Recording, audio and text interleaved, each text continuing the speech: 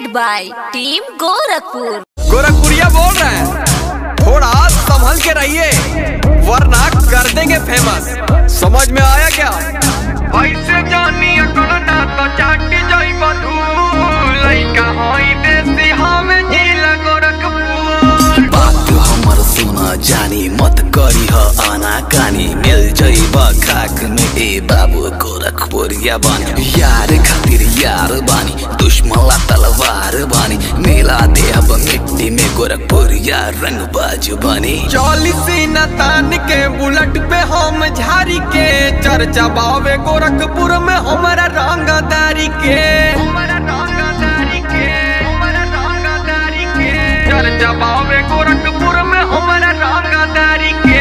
40 न तान के बुलेट पे हम झारी के चर्चा बावे गोरखपुर में हमारा रंगदारी के। 40 न तान के बुलेट पे हम झारी के चर्चा बावे गोरखपुर में हमारा रंगदारी के। सीएम सिटी गोरखपुर हमने के पहचान है, गोरखनाथ नौका बिहार हमनी के शान है। हर सर पर ताज बा योगी जी के राज बा, गोरखपुरिया लइका यहाँ अपने में रंग बाज बा। सुनो बाबू जब भी तुम गोरखपुर में आना अपनी अकड़ जेब में तुम रखना ना भूलाना।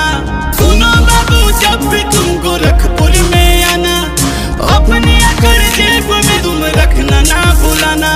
ना तो झमेला होई भले हमें जेल होई पीछे ना हटब होई गोरखपुरिया।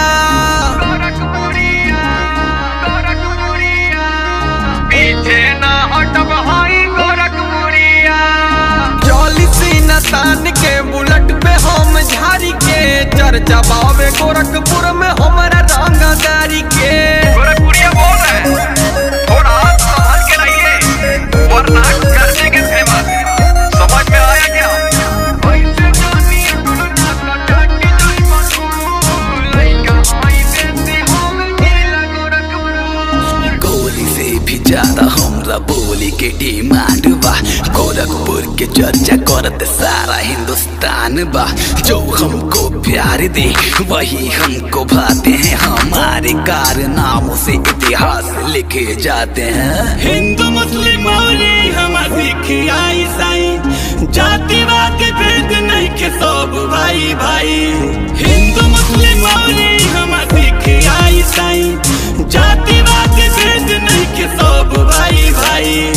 गोल तू मिल जा बात सब भूल के खुशियाँ मनावल जाई हमनी के मिल के। बात करते नहीं बतियाते हैं, हम गोरखपुरिया है जनाब लतियाते हैं।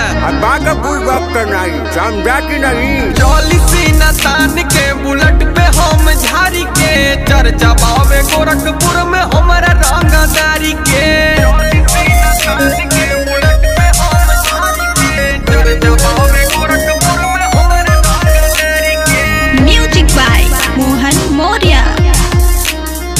चर्चा बावे गोरखपुर में हमारा रंगदारी के। ये चाचा हाँ पुरनका वाला गनवा बजावा हो। गोरखपुर के चीते हैं शिकार पर ही